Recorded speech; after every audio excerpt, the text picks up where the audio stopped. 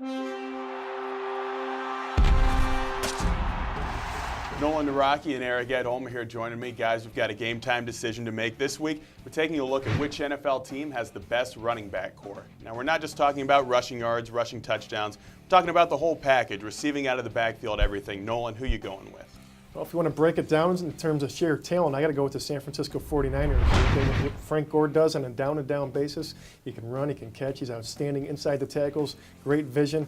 And you look at the compliments they have. You look at Brandon Jacobs and the power he brings. Anthony Dixon, if he makes that roster as a 5 deep, I think he's got a lot of talent as well.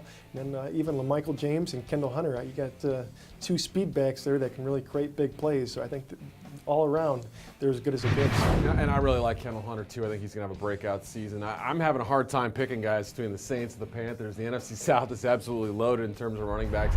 With the Saints, you've got Pierre Thomas, who does the dirty work. You've got Darren Sproles, kind of the splash player as a receiver and a runner. And I think you've got Mark Ingram as a guy who could be a goal line guy and a workhorse down the line. So those three guys complement each other very well. But I'm really excited to see what Mike Tolbert brings to the Carolina situation. They've already got D'Angelo Williams, Jonathan Stewart. We know either one of those guys can carry the load.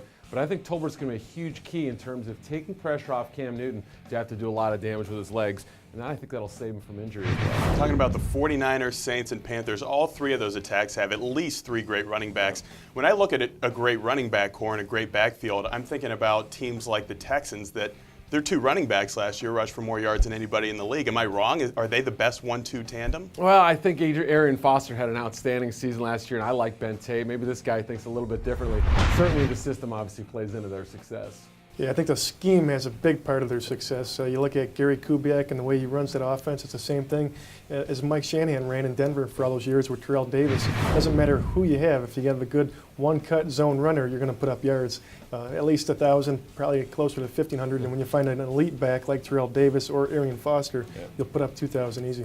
So it doesn't really matter who's in the backfield for the Texans. They're doing just fine. But there are plenty of teams now, it seems like everybody has at least two great running backs rather than just one like we used to see. Are there some other teams that are sort of in the running there? Yeah, I mean, I think the Kansas City Chiefs, if Jamal Charles is healthy and Peyton Hillis has his head on right, I think they can be a great tandem. The Buccaneers, same thing with Blunt. I mean, if he's sort of focused, I think he and Doug Martin, the rookie, can be an excellent pair. I love the Chicago Bears combo. I know some of that is insurance, Michael Bush, protecting themselves in case Matt Forte doesn't sign a long-term deal. But those two guys together can really wear down some defense in the NFC. So it looks like Nolan and Eric have given you a nice list of about 10 of the best running back cores in the NFL. But they like the Panthers, the Saints, and the 49ers. Be sure to let us know who you think has the best running back core in the NFL. Sound off in the comments section of our YouTube channel. Check back for a new game time decision every week at ProFootballWeekly.com.